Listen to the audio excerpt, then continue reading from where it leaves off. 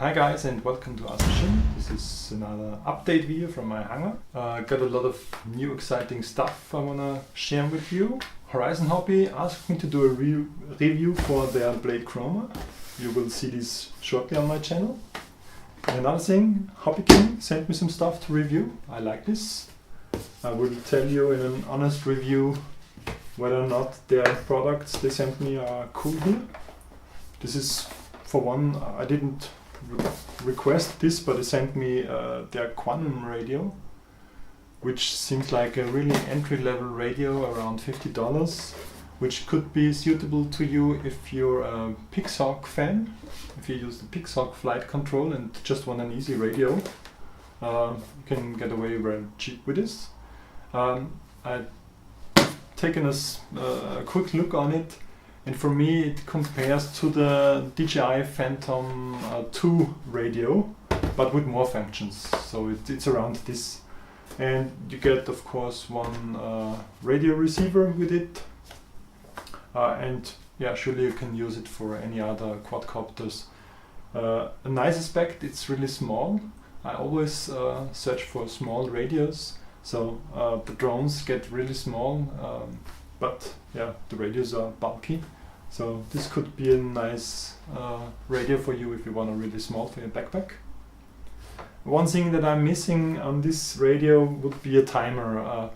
Most of the times I fly without OSD, so I don't see where my voltage drops, but I have a good estimation of how long I can fly, and I set up stopwatch timers on my radios. So that's one luxury feature missing on such kind of a cheap radio, of course.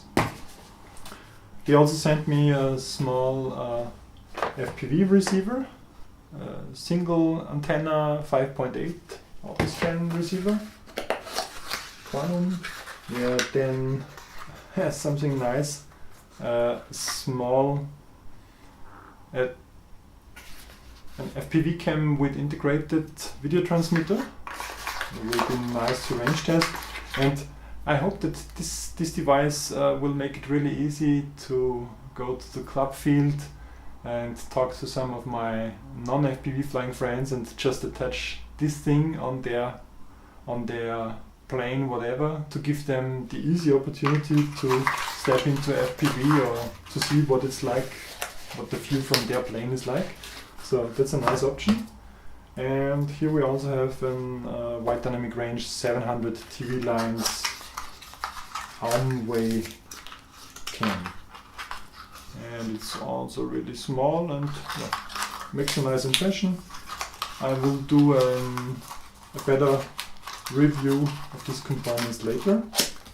Of course, I will include this Autoscan receiver that I already mounted here in the Quanum V2 Goggles.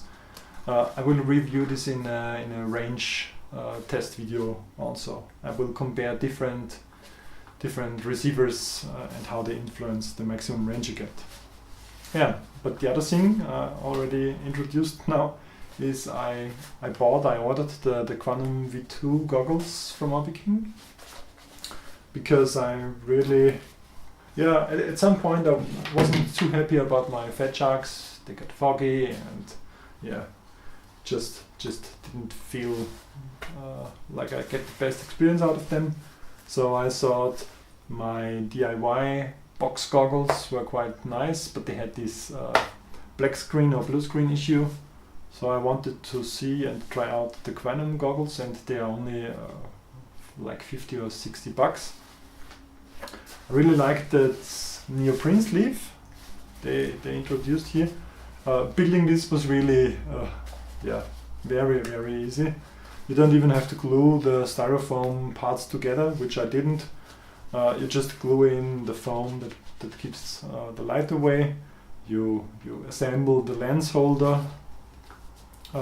You place it inside. And the only thing that I did waste some time with was cutting out the optimal contours for my face, so that the whole weight doesn't rest on your nose.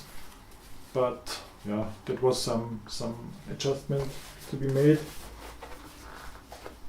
But yeah, it's still still not 100% comfortable, but yeah. I really like how easy I got it assembled. And I also liked all the cables came with it. I didn't have to solder anything, and that's really nice. You can put in a 3-cell 1500 LiPo here, a little Turnigy with XT60 plug it in here. I mean, okay, it's a bit of a cable mess, but it's not so messy. And even, yeah, and of course the Quanum receiver is a perfect fit, and even the cables are the right ones. So I had no need to solder anything here, which made me happy. And of course the most important thing, the image quality is really good.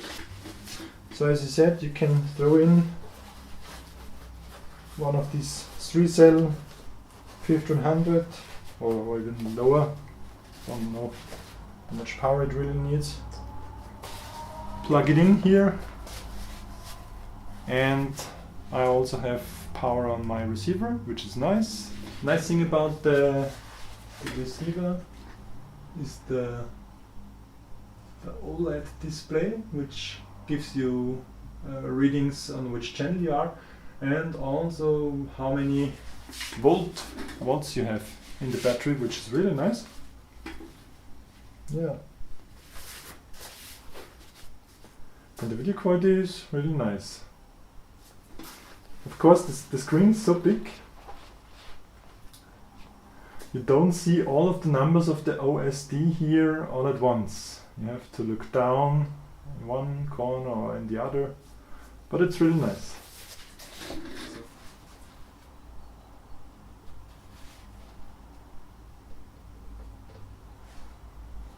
It's not too easy showing you the whole frame here, but yeah, it's a really nice quality. Didn't have the chance to fly with it yet, so this is the Quanum V2 Goggles. And the other thing, when I wasn't so happy with my Fatshark goggles, one of the reasons was the fogging. But then I saw also on HobbyKing that you can get the faceplate modification kit for like $20, and it's not even something you have to build. You just pop in the dominators, they make a clicking sound and they fit. And you just have to place the foam and glue it on here, and it's really a nice fit. I mean, it's so much better than the rubber eye caps they had for the first version of the Dominator HD.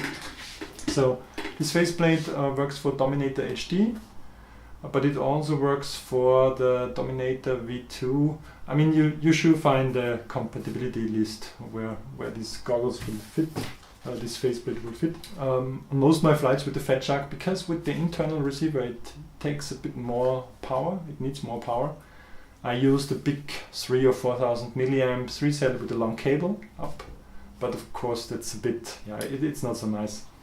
I got the original Fatshark battery from HobbyKing, and it's $20 there. It's really cheap. It's a 1800 milliamp 2-cell, and because it's larger, and this way it won't fall out so easy. It has a battery indicator, which is cool, and you would plug in the balance plug here in the faceplate, and there's a small button on the faceplate that activates the fan. And you don't really hear the fan, but it really makes a difference. So it sucks the air through, and it will really help keeping the goggles fog free, which is vital for me. So with around $50 of investment, I almost upgraded to Dominator HD version 2. Of course, the new HD Dominators have better optics, but yeah, I like how this turned out, and now I have good Dominator goggles again. Really looking forward to the next FPV season, which might be a few weeks into this new year, because right now we have like -degrees outside and it's not so nice to fly, even if it's sunny today. Yeah, as I mentioned, I prepared a range test video where I want to see the influence of the video receivers. I built this huge tower here. This one.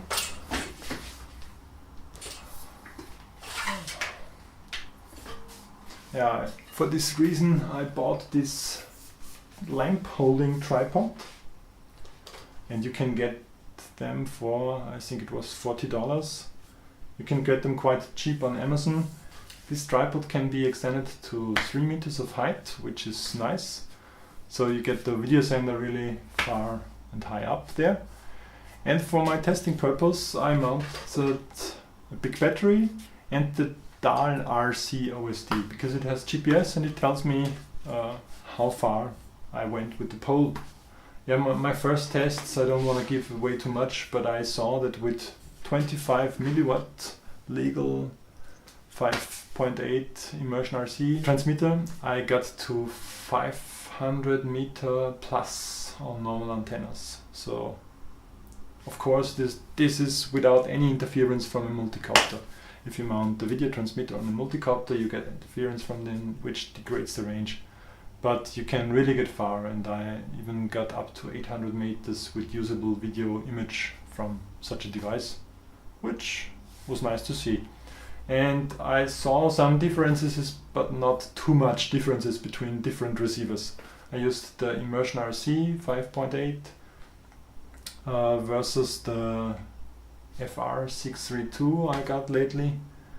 I didn't test the internal. I think the internal receiver of the Fatsharks is less sensitive, so it won't give you that range. Plus it always moves with your head, so you're a bit on the downside. Yeah, but one cool antenna I also bought from Hobby King is this really tiny ImmersionRC patch, and on the back you can read it has 8 dBi, but it has an opening angle of about 90 degree vertical and horizontal, so 45 degree in each direction. So this is, and if you take a closer look on the pros, I mean, either they have a normal skew planar wheel mushroom antenna on the Fatsharks, or some of them also have the little patch, and you see why. It's really, I mean, the only thing, Fatshark mount is tilted 45 degrees to the left, so you either use some angle adapters to get it straight, but you lose some antenna gain with that, or you get used to stand on the flight field and turn about 45 degrees to the right, and just keep in mind that 45 degrees left of your face will be the place where you get the most range. But with this thing you surely have a few kilometers of range with just goggles, which is awesome.